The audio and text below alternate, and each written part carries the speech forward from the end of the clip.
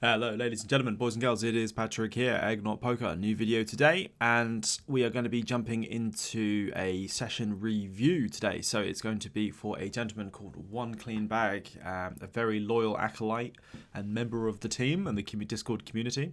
So we're going to be playing 5 cent, 10 cent, I believe, I think it is, yes, 10nl on Zoom PokerStars. So this was uploaded, I think a little over a week ago or so it's relatively recent.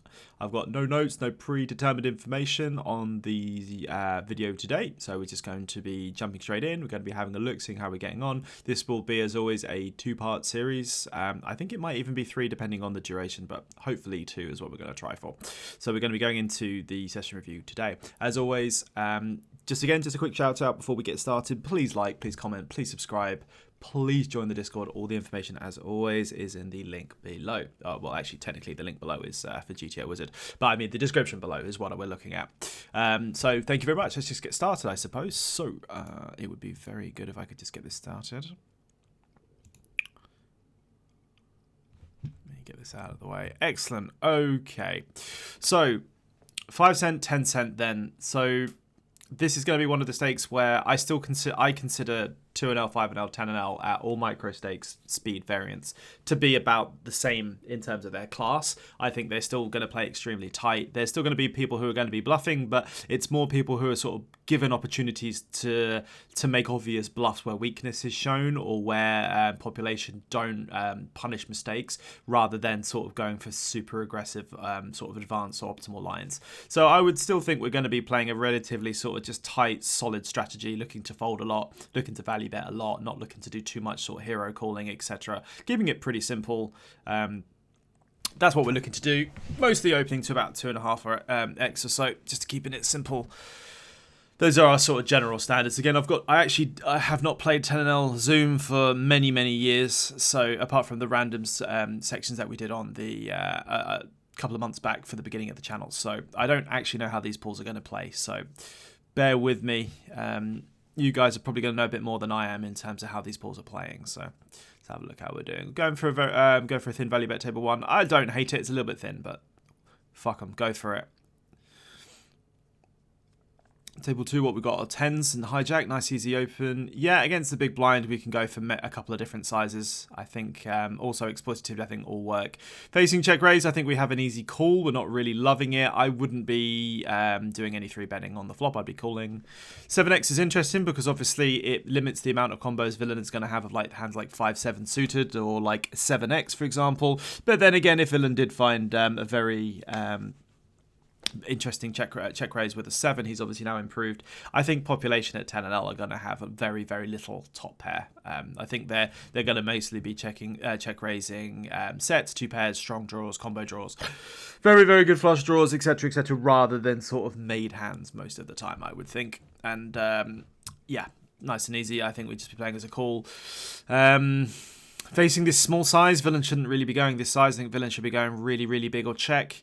Versing this size, it's tough against population. I'd probably just call against population, and then when I've got hands that I know are confirmed like nutted over pairs, like aces, kings, queens, jacks, I would be raising more to get more value. Whereas 10s, it's interesting. You don't know if population finds correct calls with queens or jacks, or only has better than 10s, or folds when raised. So I think calling's probably optimal.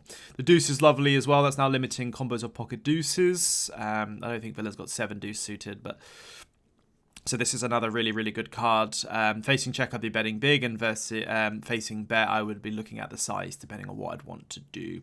I think versus large size, I think against population, we've got nothing other to do than call. Interesting that villain shows ace queen. I would just be, again, I don't know if you're going to in a second. I don't mean to pause too many times. I do apologize if I do. I would absolutely mark that guy with the ace queen that he's... I mean, villain can be very aggressive on that board texture, but I think ace-queen's not the best candidate to be going for that aggressive a line. So I would mark that guy could be aggressive and show some very strong aggression, over-aggression, if anything. Excuse me. So make sure you mark him up and keep a note on him. Easy open with the ace-9. 5D suited, we can defend. Again, it's borderline. So at the micro stakes, you don't have to sort of say, oh, I know I can defend this wide. I don't hate folding here. I don't think it's a mistake to fold, but you could defend in position with a suited 5-2s. You can make it work. If you feel confident playing those type of holdings post flop, you can make money from them. If you're not super confident, then fine. It's not really the end of the world. It's not going to make or break your win rate.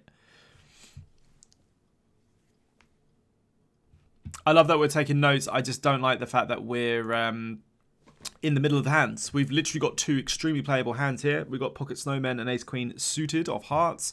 Not if you're going to take notes, bro, sit out on the hands. So you don't waste your time back, but also you just make sure you got enough optimal amounts of time to play your hands as well as possible.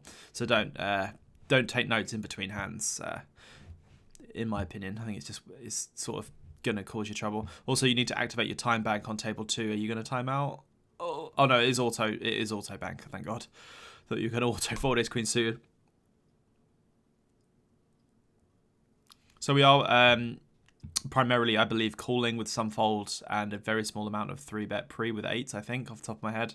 I think I just prefer flatting against exploitative against population. Table 2, I would just be, I wouldn't be doing block or third. I'd be just going massive on flop, massive on turn, massive on river, trying to get maximum value. I don't hate fold with 8s, table 1. It's okay. Facing raise, so this is so we bet small on the flop, got called, turned an 8. So villain's obviously going to have 8-6. He's also going to have ace-8 and 8s. He could also just potentially develop like 5-7 of diamonds. He could potentially have 8x of clubs. He could potentially pick up a gut shot with a flush draw. You know, we can still be ahead of hand, so I don't think we can fold. Just one thing, guys. I'm assuming this is still extremely relevant. Excuse me, sorry. I think this is still extremely relevant with all micro stakes, especially the lowest micro stakes. On the ace-x boards, when people are flatting you, this is the same with like ace-x, king-x, queen-x. When people are flatting you on flops and then raising turns on ace-x boards, think of it like this. If your villain has even, I mean, I don't think they're going to flat ace-king here, but just say they've got ace-queen, ace-jack, ace-10, etc. What do they do 99.98% of the time? They call, don't they? So their raises become extremely polarized between bluffs or, you know, equity bluffs, whatever, and value that's beating your one pair. So even if you had ace king, it's still technically the same thing. So he's representing deuces, sixes, eights, ace-8, 6-8, or some kind of like really like heavy combo draw, like 8x of clubs or like 5-7 of clubs, something like that. And population, again, don't tend to have as many of those bluffs and delayed bluffs. They would just raise the flop. They don't call the flop and then get fancy on turn. So I'm not saying fold here. I think we should continue. But if you're against extremely tight opponents, this is actually a massive spot that you were going to keep coming into when you've got like strong one pair hands where you're just losing a lot. So, you know, against certain populations, certain player types in the populations, you actually need to consider folding often in these type of situations. Okay, that's really, really important to know. Don't just go, oh, I've got top pair, I have to call, you know, blah, blah, blah, blah, blah. It's not as relevant, especially when it's on delayed streets, like the turn, for example, compared to like the flop. Okay, so I don't know what this guy's got. We'll find out, but I would absolutely continue here with no information, but if you know your villains are very, very, very tight, or you know the populations just don't really show enough bluffs in these types of spots, then I don't hate just literally moving on to the next hand. So let's find out what happens. So let's move on. I would, without information, I would absolutely be continuing though. But remember, we are purely bluff catching. So if your villains don't have the bluffs, we don't have the bluff catcher anymore. Literally think of it like that. 4 of clubs is horrendous because obviously a couple of combos of hands come in. I suppose 5-3's now made a straight. If he was bluffing with a flush draw, for example, or somebody bluffing the flush draw, he's now got there, etc., etc. Horrendous card. Easy check fold, I believe now. And an easy open with our ace-7 suited. 8-6 off. Okay, well, again, market, I mean... So I mean, 8-6 off is a bit of a loose defend, but again, it's micro stakes, isn't it? So it's not a super relevant note. But again, it's not to be unexpected, is it? The guy just literally just called wide, had a pair, continued, raised you because he's got value range that beats one pair. You know, I'm not saying you made a mistake there. You played it very well. I'm just saying it's almost like it's just exactly what it is, isn't it? All the time, they always just fucking have it. I swear. It's a sag.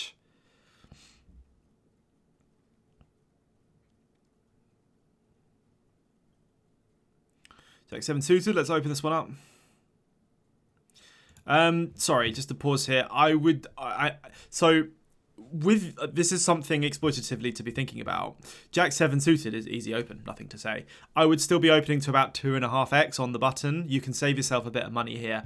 However, if you've got a value hand, so you've got like sort of 5 to 8% top of range, and you really want to get value from these sort of loose or like bad recreational players and so on in the blinds, like, and you know you're deeper and you know they're going to call, like, you can open larger to get that SPR as small as possible, as quickly as possible. But when you've literally got Jack 7 suited, just save yourself half a big blind the times you get raised. And also, it's just, there's no need to put that much in. Just a thing to think about. You're not going to be exploited for it either. But overall, I think 3x is a little bit big as a button open. Even being, 123 bigs or something, I would still just revert to 2.5x. I don't think you need to add any more at this point. Against the min 3-bet, there's nothing other to do than call. Just be very cautious. Like, min 3-betting doesn't mean that they have a weak hand or that they're just like a fish with a random hand. Actually, it tends to be more nutted. So be careful. Be careful with that. So versing this really large size, I mean, we flopped a pair, a gut shot, and a backdoor flush draw. It's an easy call, isn't it? I really don't hope we don't do any raising. Table 1 with the ace-10 suited, I would love to be making this 4, 5, 6, 7, as much as you want. Let's go massive. Let's put money in with a really good hand. That is a good turn card. That is a rather optimal turn card. I will go with that. Let's really pray that villain has an overpair now and nukes the turn. Ooh.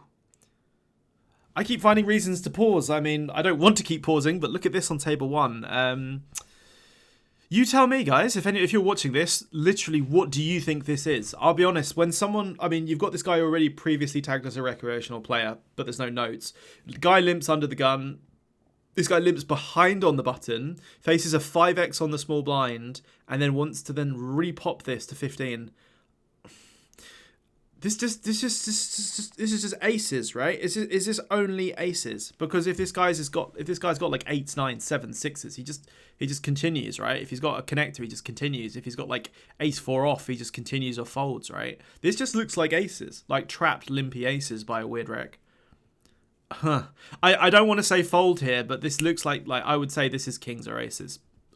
I would literally say this is kings or aces.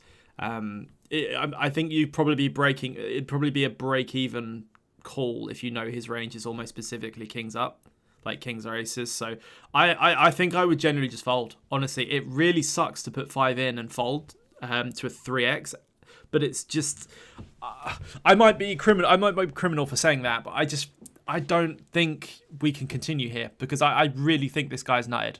I just really think this is death nutted. If we call. We kind of need to be going with it, I think, because it's like there's going to be a lot in the middle and he's probably going to be blasting and putting pressure on. I just think this is nutted. I just get away. I made my nice raise. It's going to make a lot of money in the long run. This guy is kind of showing his hand face up and I would just walk away. I would if we hit an ace against kings, we don't make any money. If we hit an ace against aces, ace king, we lose. You know, if we could potentially fridge this guy with like 10-10x or like a flush or something, I would probably fold, to be honest. I wouldn't hate continuing. It's probably break even at best, maybe losing slightly. I get if it depends what the guy's range is. If you've got notes information, check his HUD stats, because if he's just a weird crazy guy, then it's bad to be raising and folding. But if you know the population basically only has like nutted death range by doing that, which I'm assuming they do, and I hate working on assumptions, but microstates, assumptions and exploitation is the priority over strategic play. So I would probably assume he's just got a really good hand and it's a really good fold. So I would say good fold there. So facing this like weird half pot size on the turn, I would just be raising this to try and jam rivers. I mean, again, if he's got an overpay, you're going to get lots of money anyway, but I would make sure we get all the money in. There is always the concern, isn't there, that this guy could just have like king queen or something and then we fold out bluffs. The problem is it's just like, again, because we're at these stakes, it's like when you get value, you must get the maximum. Like, I mean, the thing is, because this board is a little bit scary, like if a 6, a 9, an 8, a 10, you know, like an ace, for example. A lot of cards come that could scare him if he's got like jacks, queens, kings, aces, for example. You know, that's a very small part of his range. But I would just, again, think that he's extremely nutted with these like min 3-bets. They're just so strong, you know. Like, I honestly, against this like half pot size, we just want to get some more money in. If this guy went quite big, I don't hate just calling then, but against this size, let's just raise and get money in. Let's just put more money in. Let's do that. Yeah, I like the size. Maybe slightly bigger, but it's fine. We've got a 1.1, 1.2 SPR, something like that. Now we're just jamming for pure value. This guy's clearly got an overpair or something like ace 10, king 10. Let's just get all the money in. Nothing to say. Let's just get it. That's the thing. Against recreationals, you just have to keep it really simple. And it's just like, the guy looks like he's got a good fucking hand. We can beat that hand. Let's just put all the money in. It's just that simple. There's nothing else to say. Excellent. Perfect. Really well done. Love it. Versus this 3.9x, yep, that's great. You could potentially call to induce a squeeze behind, but again, I don't know how aggressive people are in these stakes, so probably just 3-betting for value. I know the guy's got no money behind, but I mean, just re-raising to try and put money in against the guy behind you. I suppose both are fine.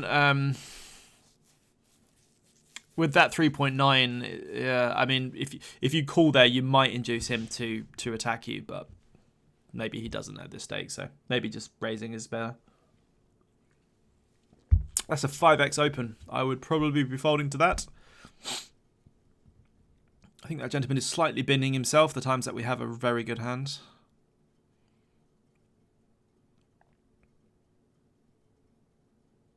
Yeah, it'd be easy fold with the jack 9, especially if we're 2.5xing. I'd be, well, it's an easy fold anyway with jack 9. Easy open on the button though.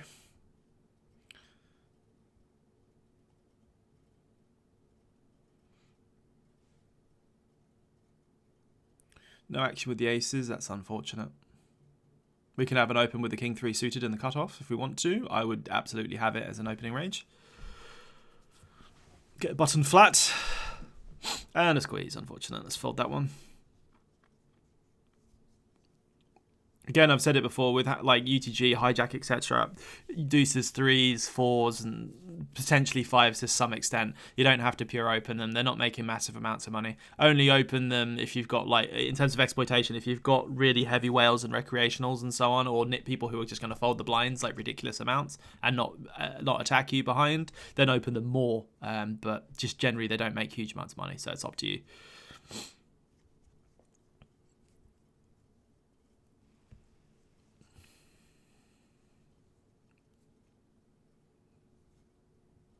Aces again. It's a good start, I suppose.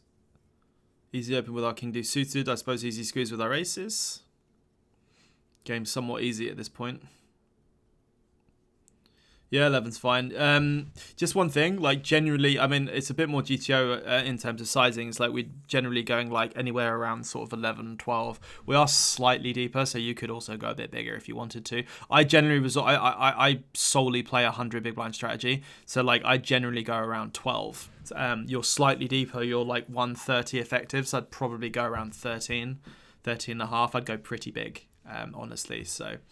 I mean, again, it's not really the end of the world, is it? But I'd be going quite big, I think, here. Not just because I have aces, but that's my sort of generic size, I would think.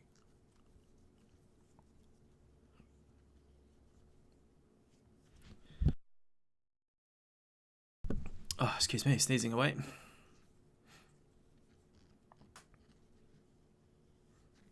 I like that we've got the recreational tag. Just a suggestion, perhaps maybe we can have 1 or 2 shades of that tag. Like maybe a tighter recreational or an aggressive recreational, something like that maybe. Just because you've got there's so many recreationals in these pools. You know, you've like, for example, here, you've got 2 green tags on the left, you've got 3 green tags on the right.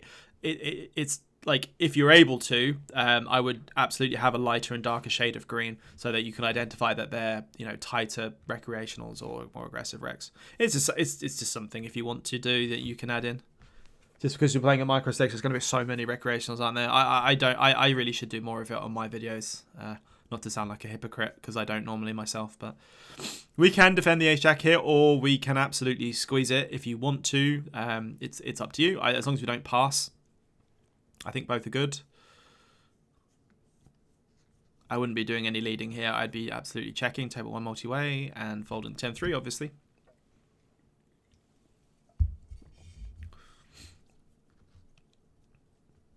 So versing this weird, well, I say weird, versing this, like, I'll be honest, I don't study a lot of multi-way spots, so I can't really, I'm not going to pretend I know, because I don't know.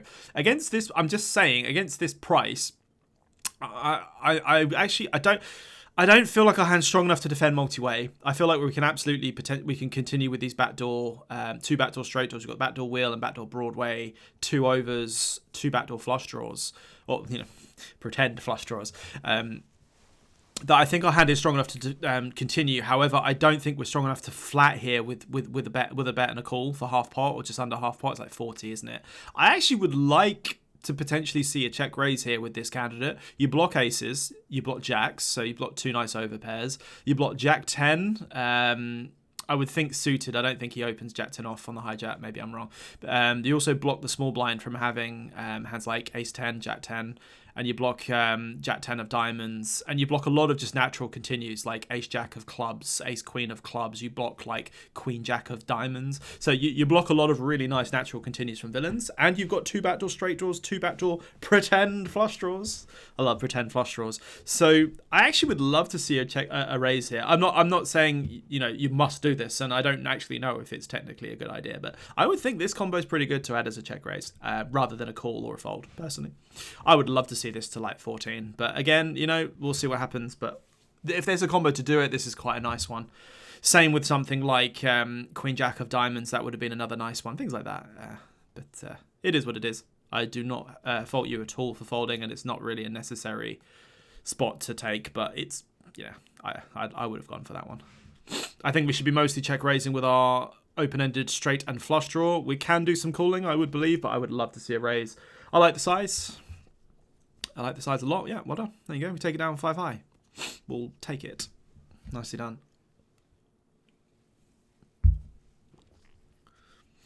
9-7, easy open.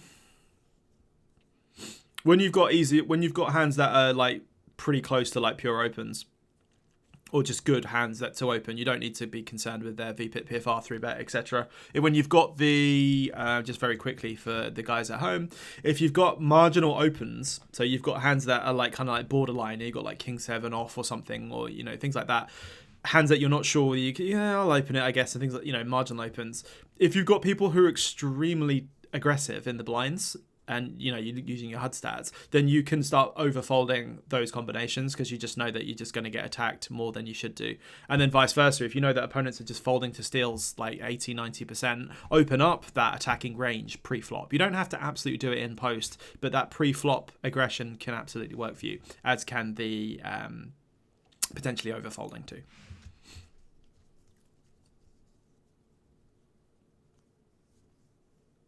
Queen 9 suited of spades, table 1, that's a nice hand. We will be opening that one, please.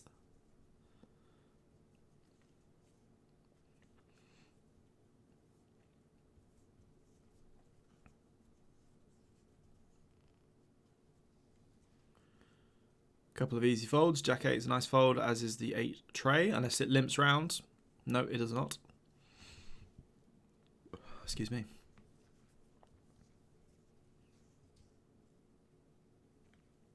Be folding the jack 10 and the deuce jack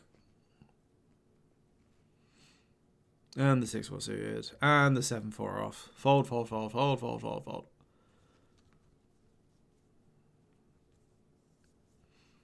These boys love to open big, don't they? They love to open big. They love to 3-bet big. Easy fold, queen 10.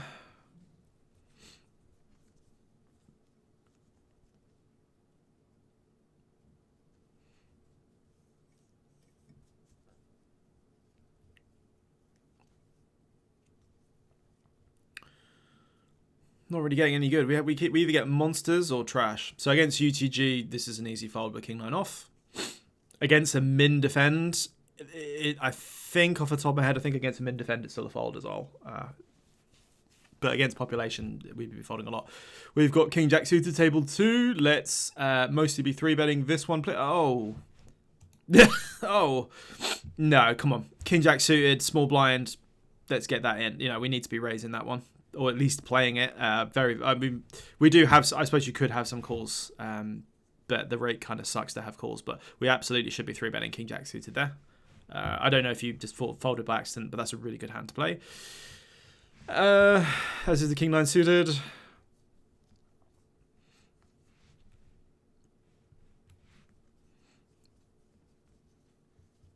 We'll play for about, I suppose we'll watch, sorry, for about another couple of minutes, and then we'll move over to part 2.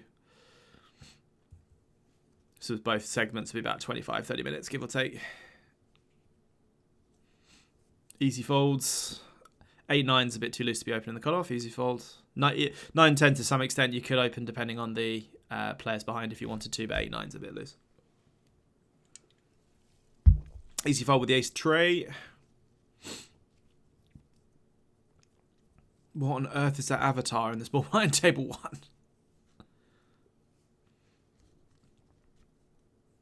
Just fast fold the 8 deuce, bro. We do not need the 8 deuce. Whoa.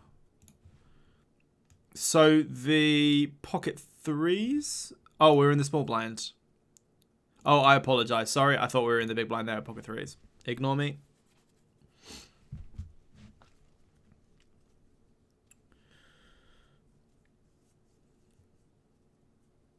$10-8 starting to get to the borderline side of opens, but if you want to open it against recreationals and tighter players, absolutely open it. It's starting to get to that cuspy level though.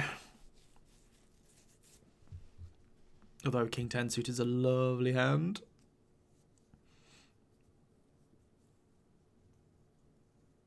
Versus this size, we just have an easy continue. I think against the big blind, I'm trying to think if we would play. I mean, again, at 10-0, this is a standpoint to put my sort of hand up. I would not advise you playing a lot of 4-bets, just as a general rule. So unless you have value, I know it's exploitative, but you're not going to be exploited at 2-0, 5-0, 10-0. So it doesn't matter. But against the big blind, so this, I mean, again, like it comes down, like this is the way it comes down. Okay, in terms of range. If your villains are 3-betting extremely tight, like they have like sort of 5%, 4%, 3%, 3-bets overall, things like that, these hands like King 10 suited just die in terms of value. They just absolutely fizzle away because you're being attacked by like ace, king, aces, kings, queens, jacks, maybe not jacks even at all. You're not really even supposed to be 3-bet by jacks a lot. Not like king, queen, king, jack. They're just nutted hands. So like these hands just disappear in value. So you would never 4-bet them. You wouldn't really turn them into bluffs. You would just mostly fold.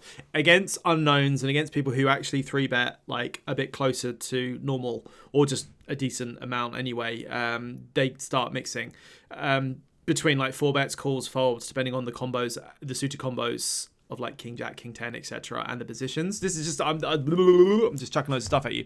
But I'm just saying, but because you're in a tight population, like if you, like, this is one thing I found, instead of just saying, haha, you know, do I want to 4-bet this? Do I want to call this? Or do I want to sometimes fold? What do I want to do? You must look directly, like literally what you're doing now as well. I've got the video paused. In your populations, guys, if you're playing 2-0, 5-0, 10-0, you must use your strategy must absolutely change based on your villain type when you're being 3-bet, especially when you're opening early, like early-ish position like UTG and hijack, and then you're getting 3-bet from spots like the small blind and the big blind. Your populations are mostly value heavy, not all the time, but most of the time. So your hands value just diminish because your villain's ratio of bluffs and value completely topple over towards value most of the time. So like a hand like King 10 suited here, he's only gone 10 here. He could have gone bigger, but it's like against 10, like I feel in position we could make it work, but it wouldn't be crushing. Like it wouldn't be making loads of money. This guy, I can't quite see this very well. I don't think we have a lot of hands on him, but he looks like a 13-13. But I think we've only got a very small amount of hands from what I can see. I don't hate just folding, honestly. I don't hate defending because we've got a decent price in position, and I don't hate folding. I wouldn't 4-bet though. I just wouldn't play 4-bets like this unless we know people are astronomically over bluffing.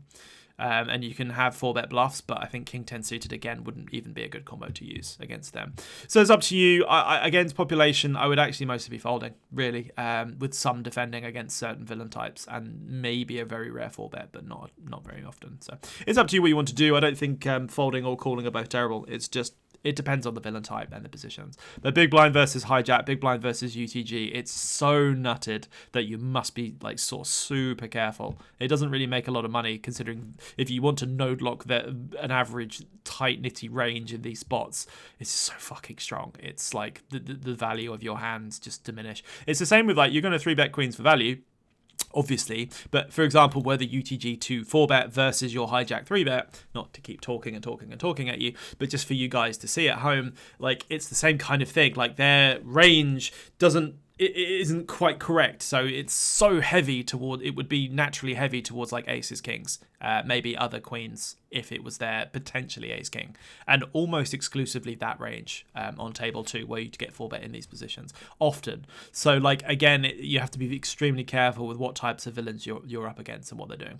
Just as a thing very quickly, sorry, but versus this extremely small size on table 1, this is not a bad hand to use as a bluff in the fact that you do block hands like kings, you block hands like king jack suited. But again, it depends on what your villain's range is. If your villain's ranges are constructed of solely value, then it's actually bad to have a king in a way because you're blocking a natural bluff which would be ace king, and then they're still just going to have aces and queens and jacks and kings and so on. So. And they probably never 3-bet 10s. They probably never 3-bet king jack. They probably never 3-bet jack 10 suited. So it's like, you know, yeah. It is what it is. If we're solely, what I'm saying is, if we're solely relying on making hands, then I kind of just like folding. I don't like this float, by the way. This is something you need to change in your game. Versus this small size, okay, just as a thing, you are supposed to continue often. You are supposed to be aggressive often against small sizes. The smaller your villain goes, the more often you are supposed to attack him because he's not allowed to go small all the time. You know, you've got to punish him a bit for, you know, always going small. But king 10 of hearts, like if you're going to float, I would prefer you floating with diamonds or clubs or spades because you can turn a flush draw. This is kind of a dusty call on the flop. If you're going to continue, raise him. Do not call him. If you had a hand like, if you had like ace king here and you wanted to float one, that's fine. If you got ace queen off with 2 backdoor pretend flush draws, blocking more combos, okay, I suppose. And then do you see, like you've got like king queen of spades you wanted to float, it makes more sense. King 10 of hearts to get is not enough to float. You must raise or fold if you get here. Okay.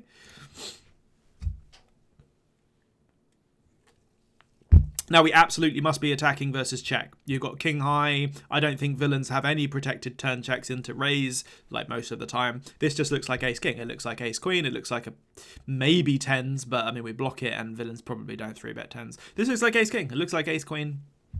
I would just bet this turn. I would pure bet this turn against these boys.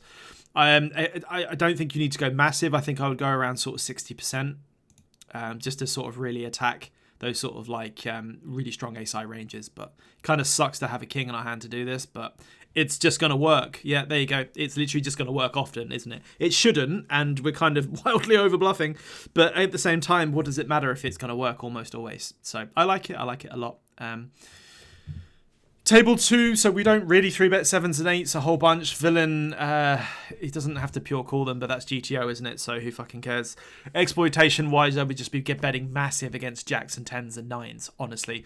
On the turn, it's not great because the top pair pairs and a flush draw comes in. I think I would still be betting queens with a spade though. I would probably be betting between sort of 10% and 25, maybe 10% and 30% on the turn with this specific combo. Get called by jacks and 10s and 9s. I don't think he's gonna have an offsuit combo too often, so we're blocking his nutted end with the spades. So we're blocking queen jack of spades, we're blocking queen 10 of spades, king queen of spades, ace queen of spades. I don't think villain calls with an offsuit ace jack. I don't think he calls, etc, etc. So we just want to attack the pocket pairs with or without a spade. I wouldn't be too worried about the 8 against the UTG. I would just attack 10s and 9s and jacks, and if we get raised, it does suck, but it's fine because he probably just has a flush. But I would probably bet between 10 and 30% on this turn, personally, with the spade in our hand. I don't hate checking, but I think we just are able to get some value on the turn. I would love to see like between 4 and 12, 4 and 15. That would be nice. And if you say at home, well, isn't that really exploitable? Well, technically no, because if you're going to do the same size with all your flushes, then you're protected, aren't you? But you don't even need to worry about being protected with your range. So I know what you're doing, and this is more at micro stakes, okay? But like, if this guy's got like jacks or tens or nines with no spade, like he's probably gonna.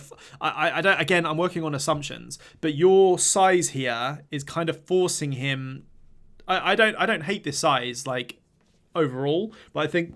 Excuse me. I think you're really forcing him to have flushes here. Like if he's got tens, and like you're trying to get called by tens and nines and jacks, and I'm not saying they're going to always fold. Like they probably will continue, but you're giving him an ultimatum where it's like if he's got other hands, he just kind of folds now, and the times he just has a flush, you're kind of allowing him to play quite well against you.